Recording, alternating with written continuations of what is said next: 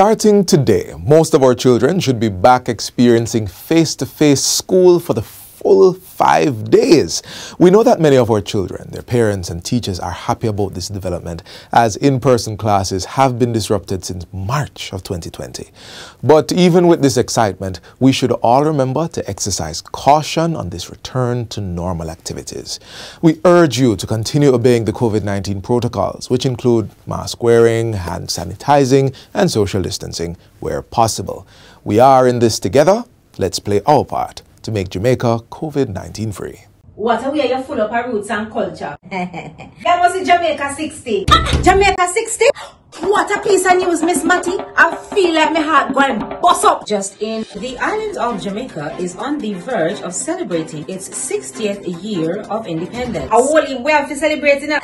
They say the people them come here, you know. But you see, when our people decide, say the other people them free paper, burn up. Them say if it's war, start it, whatever. We all collect medal, panta,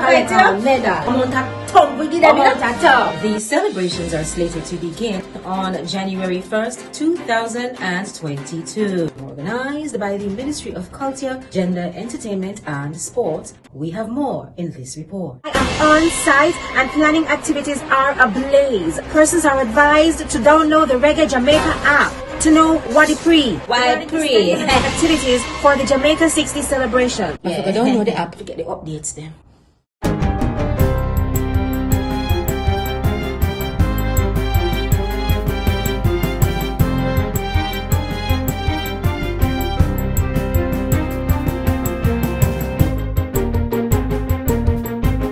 Good day, I'm Stephen McHugh, and this is your JIS News for Monday, March 7, 2022.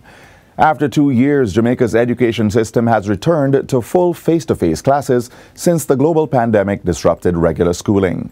Education Minister Favour Williams visited a couple of the schools this morning and encouraged the students and administrators to continue observing the COVID-19 protocols. We want you to still wear your masks. We want you to wash your hands as often as possible. We want you to have someone take your temperature when you're coming in. I seriously want to encourage you on. We're looking for you to do great and wonderful things. In anticipation of the face-to-face lessons, schools were instructed to develop plans to ensure students' safety. These include temperature checks for all who enter the school compounds, sufficient hand wash and sanitization stations, and the enforcement of mask-wearing protocols.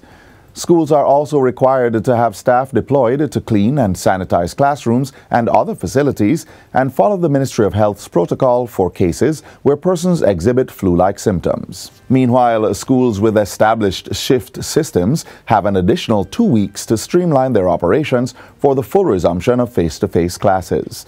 This was disclosed by Acting Chief Education Officer in the Ministry of Education and Youth, Dr. Kassan Troop, during a virtual town hall meeting on Friday. She says the timeline will allow these schools to work through their challenges and communicate with parents, given that they may not yet have the classroom facility to have all students out at once. There are some particular challenges at this time with space, as you know, so we have given them an additional 2 weeks to work that through. So we're asking you parents to just work along with your principals and your teachers. And even as the move to in-person lessons is advanced, the Education Minister says technology will remain a permanent feature of instructional delivery in schools. We will still have all the technology that you are used to in the virtual space. It will still be available.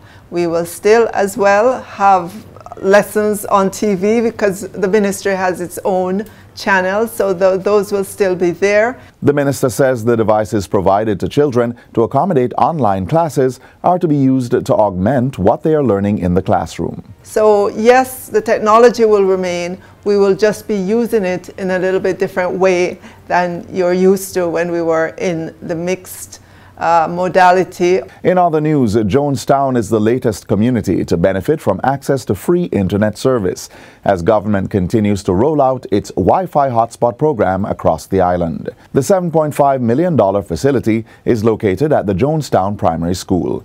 It was officially commissioned into service on Friday by Daniel Dawes, Chief Executive Officer of the Universal Service Fund, USF. Jonestown Primary School has also been furnished with computers which persons from the community can access. Mr. Dawes says additional Wi-Fi hotspots will be established in the community of Trenchtown and at the Charlie Smith High School in Arnett Gardens before the end of the month.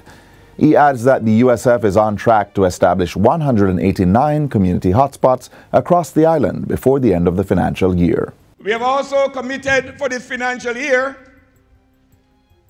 to provide 7 public Wi-Fi. 1 for Moran Bay, Black River, Junction, Savlamar, Lucy, Falmouth, Port Maria, and Spanish Town. Jamaica is in receipt of its first child-friendly center for victims of human trafficking and other serious crimes. The office was opened Friday at the Falmouth Police Station in Trelawney. It is part of a $6.7 million multi-year partnership between the Ministry of National Security and the United States Embassy in Kingston. The U.S.-Jamaica Child Protection Compact (CPC) partnership was forged to fight child trafficking on the island. The facility will serve as a first stop for youngsters to be examined, interviewed, and referred for appropriate care and other services. It boasts a child-friendly office area, medical examination facilities, and an interview room. State Minister of National Security Xavier Main says this is one of several special measures the state has implemented to ensure appropriate support for victims. For the child-friendly space is an essential component to holistic victim-centered and trauma-informed care for survivors of human trafficking in a number of ways. Firstly, it provides a safe, calm, and reassuring physical space, which is important. And secondly, it provides a space that allows a child who is a victim to feel safe, away from the perpetrator, which in many instances is known to them. And that's it for JIS News Today. I'm Stephen McHugh. Thanks for watching.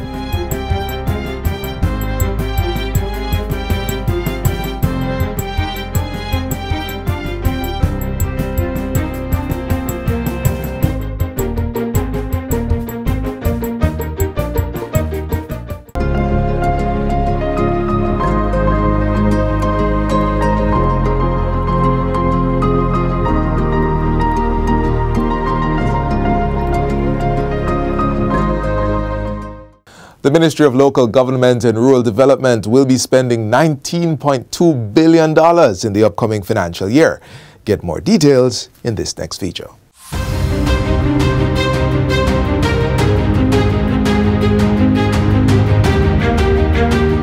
As it continues on the road to recovery, the state has earmarked over $21 billion for local government and rural development support in the 2022-2023 financial year.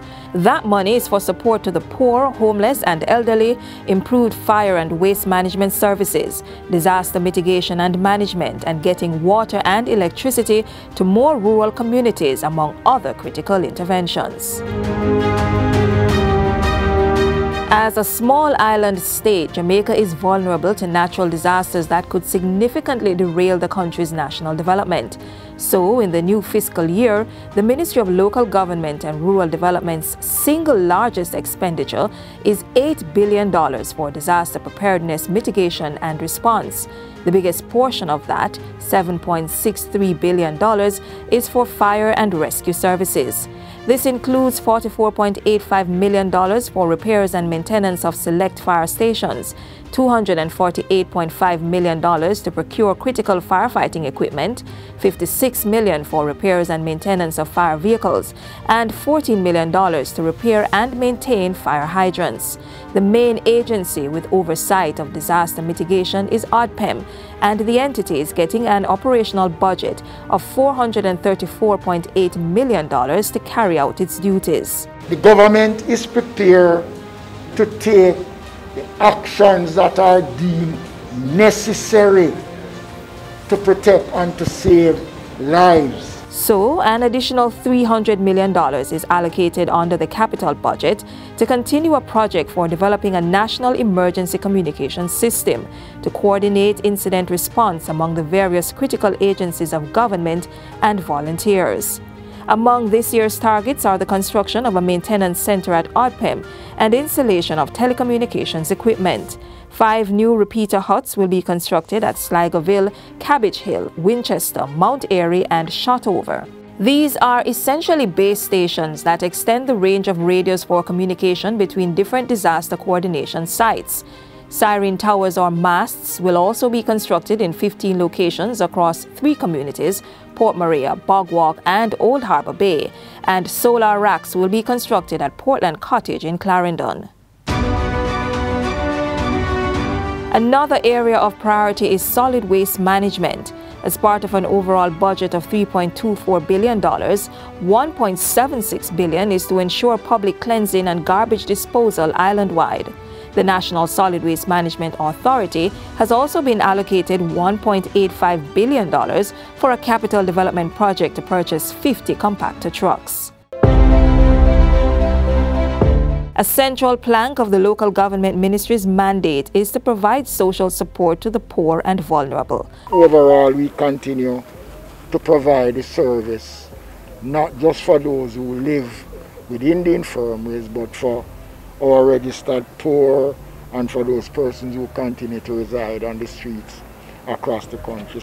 As part of a $2 billion allocation, the Board of Supervision is receiving operational support to the tune of $1.05 billion. This will fund outdoor poor relief services, the Denham Town and Vineyard Town Golden Age homes, and provide social housing and poor relief services in communities. The upgrading and optimal operation of the island's infirmaries will continue with a $905.26 million budget. And $92.8 million will fund initiatives for the protection and care of the homeless, including $29.85 million for the construction of a drop-in center.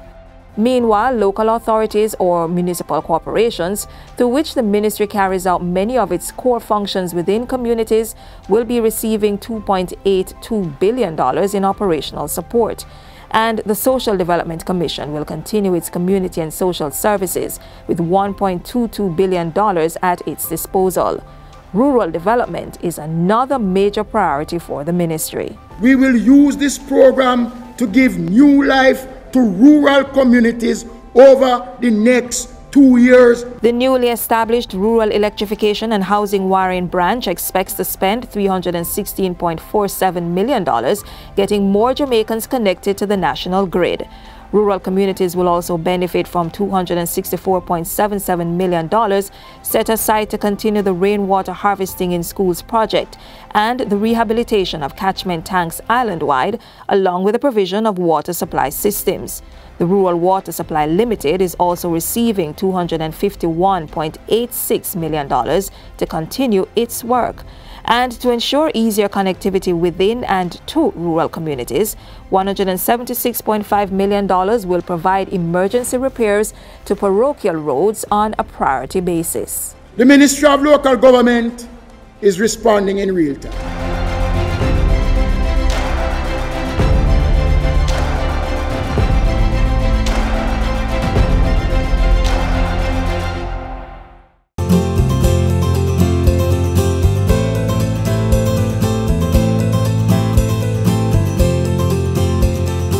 We need all Jamaicans to know that child abuse is not just an issue for the government, it's an issue for all Jamaicans.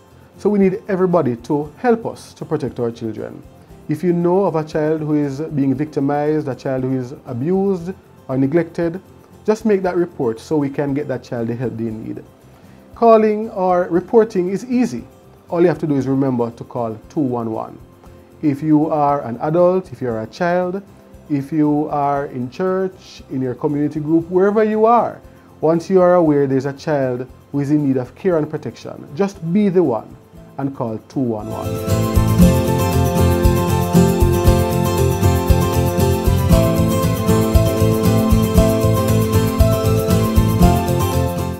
Have you been experiencing painful periods with lower belly and back pain? Do you have painful bowel movements while on your period? How about pain during intercourse? Then you may be suffering from endometriosis. Find out more next.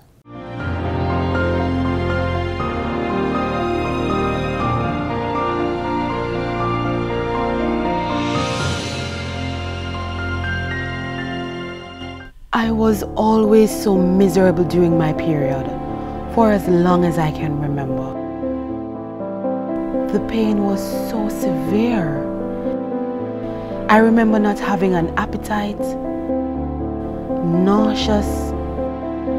It was difficult to stand. It felt like a monthly interruption of my life.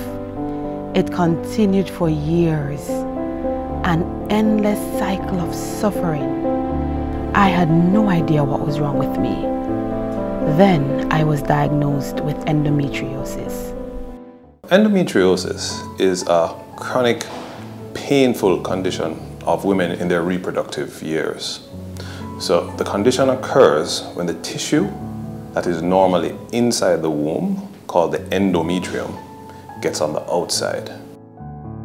This organ here is the uterus, or the womb, and within it is the endometrium. This is the tissue that is normally shed each month when you have a menstrual flow or a period. And it behaves normally when it flows and you have a period. However, if this tissue flows backwards through the fallopian tube, the structure here, it can land on the ovary, this white structure here, and form endometriotic cysts called endometriomas. It can run down the back of the womb and form deposits here, which can cause pain. The most common symptoms are very painful periods. You may also have infertility and pain during intercourse. Now, if the endometriotic deposits end up in other places, for example, endometriosis has been found in almost every tissue in the body. So it can be in the eye, so rarely. You may have intermittent blindness. It can be in the lung, so you can have shortness of breath, symptoms of a collapsed lung. In the brain, you can have seizures. To diagnose endometriosis, we start with the history of the painful periods. For those patients, we'll ideally do an abdominal and a pelvic examination. The gold standard test is a surgical procedure called laparoscopy.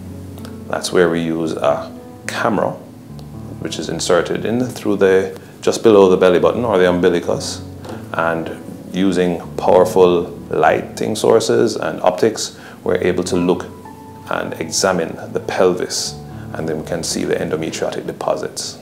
My journey with endometriosis began about 7 to 8 years ago when I was trying to get pregnant and couldn't figure out why. Went to the doctor, and after doing several tests, he asked about endometriosis. I'd never heard of it. And he said, well, we do a non-invasive surgery, which is a laparoscopic. They go in through the navel. By this, we use a camera, as I said, and we use a set of surgical instruments which allow us to enter the abdomen through very small incisions, and we're able to locate the deposits, and we try to excise them or remove them from the pelvis in its entirety. So I did the surgery, and unfortunately I had what was called a spontaneous abortion. That didn't hold. Tried again a few months later, and I got pregnant. I went to about 5 months, and unfortunately the baby died in vitro. I have not been able to ever get pregnant again. After making a diagnosis, the mainstay of treatment is going to be dependent on your stage of the disease. So there are medical treatments, so we can use painkillers, oral contraceptive pills, surgical techniques. If you are having debilitating pain, if you're missing school, if you're missing work, then that's not normal and you need to seek the appropriate help. There are specialists who are well trained, both in terms of picking up the symptoms and making the diagnosis, and in terms of treatment. And the earlier you're treated, the better the outcome is likely to be. I think every woman should get checked, because we've grown up to hear that once you have a bad period, it's a norm. Unfortunately for those of us who have it, it's not the norm. I started following Shauna Fuller's story and finding out how she found out that she had it. And I offered my services. I said, I want to spread the word. I volunteered. They have a support group. I went there and met with others. And I also got involved in the march. If you find out you have it, join the Base Foundation. Be a support for somebody. There's nothing better than just that encouraging word. And just know that there's somebody out there who understands. I can only encourage our women, if any of these symptoms seem to be occurring to you, seek appropriate help through your local obstetrician gynecologist and be referred to a specialist.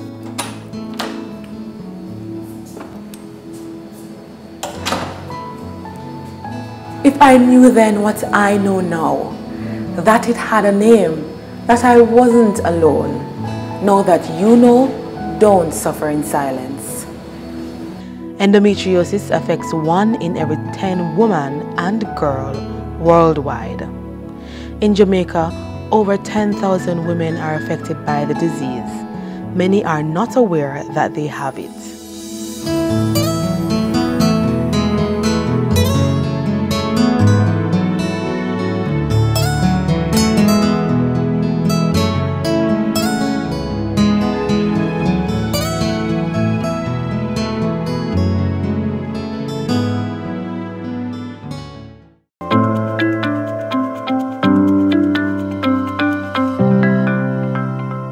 I want to encourage the membership of the Seventh-day Adventist Church, but more so the citizens of Jamaica to respond to the opportunity to be vaccinated. The evidence around suggests that most persons who are being hospitalized are those persons who have not taken any form of vaccine.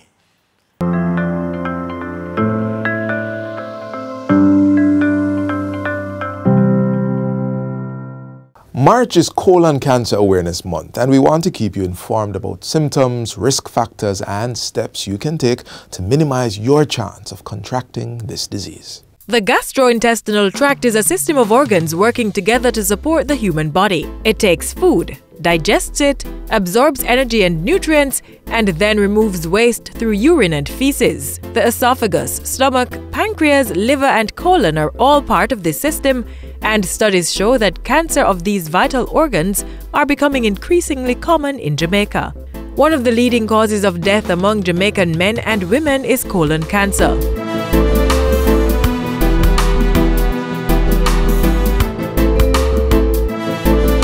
Colon cancer does not discriminate. It's the 3rd most common cause of cancer-related death among Jamaican men and women. But like most lifestyle-related illnesses, you have the power to reduce your risk of developing colon cancer as well as prevent it from occurring. An unhealthy diet, smoking, obesity, alcohol use all increase one's risk for colon cancer. Everyone is at some risk for colon cancer because everyone has a colon. But some individuals are at higher risk for colon cancer, depending on, for example, their diet or lifestyle. So a diet which is very high in processed meat, a diet which is high in fat, a diet which is low in fiber, these all increase your risk for colon cancer. Other risk factors include persons with pre-existing medical conditions such as inflammatory bowel disease and ulcerative colitis. The risk level of persons with these diseases increases after 10 years. Therefore, active screening is a necessity.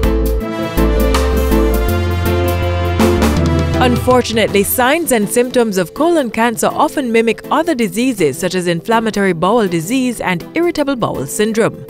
That's why it's crucial that there's early screening. So visit your doctor if you experience dark or bloody stool, rectal bleeding, diarrhea, constipation, bowel incontinence, or narrowing of the stool that goes beyond a few days, belly pain, anemia, vomiting, or unexplained weight loss.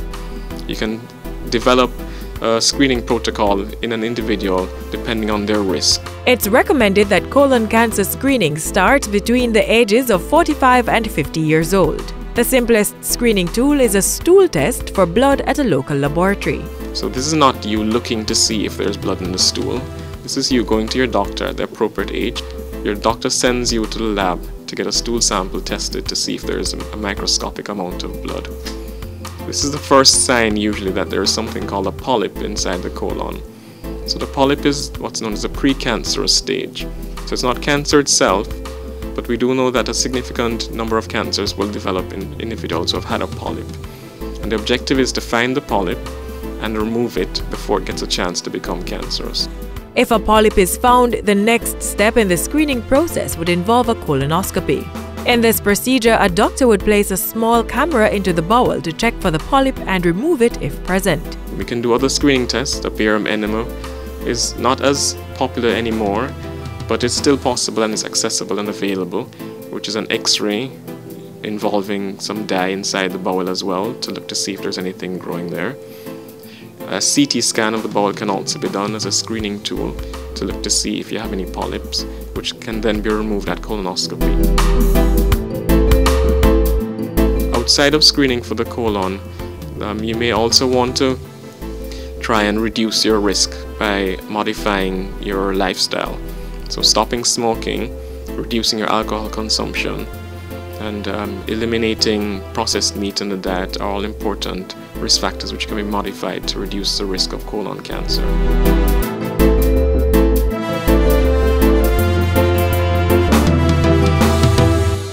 That's all the time we have left here on this station, but be sure to join us tomorrow for another Jamaica Magazine program that's sure to inform, educate, and entertain. We are at your fingertips, 24/7, 365 in cyberspace. There's our website, our YouTube channel, social media pages, and a mobile app that's both iOS and Android compatible. On behalf of the entire team here at the JIS, I'm Theodore Henry. Thanks for watching.